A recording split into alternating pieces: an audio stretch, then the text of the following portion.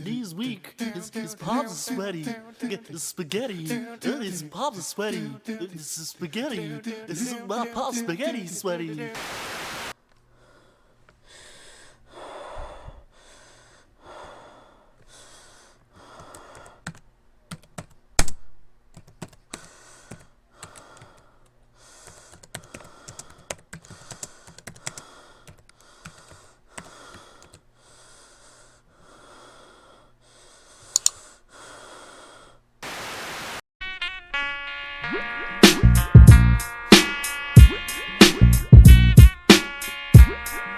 Slim Shady, Marshall Mathers, Eminem.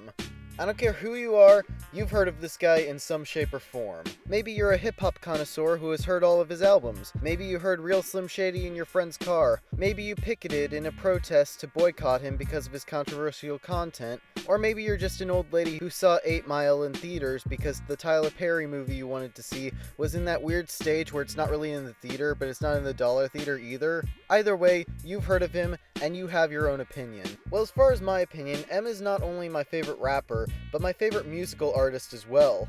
I'm hardly qualified to say he's the best, but I do believe him to be. And now immediately people will throw their fingers and say, "Oh, you're a normie who only listens to Eminem and is delusional that he's the best." Well, I will say that M is my first rapper I have ever listened to. But I have listened to plenty of hip-hop since, and I've done my best recently to become as informed and ingrained in the culture as I can. Granted, a lot of other rappers that I listen to, I only listen to because of Eminem, like Dr. Dre, Obi Trice, Snoop Dogg, and Nate Dogg. But what can I say? Eminem is a good gateway rapper. And when I say he's the best, I'm not actually saying that he's the best. I'm just saying that I haven't really heard any other rapper who has been so skilled in creating mind-blowing content with clever wordplay, lyrical dexterity, and for lack of a better word, well, genius, as much as Marshall has. Though don't forget, a lot of this is personal preference, and all that being said, he's not perfect. Slim's career has been a rocky one, with really high highs and really low lows. So in this retrospective, I'll be going over Marshall's career, discussing and reviewing each of his big works.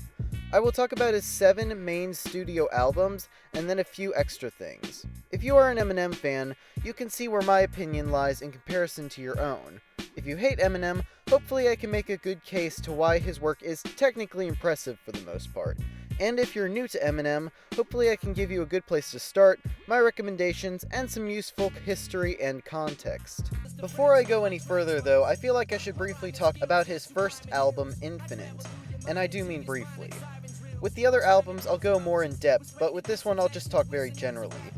Infinite was a good first attempt, however, it was not as interesting as his works after that. The problem is that M is one of the best rappers alive, and Dr. Dre is one of the best producers alive. So Infinite felt like it showed off Eminem's skill without Dr. Dre's guidance.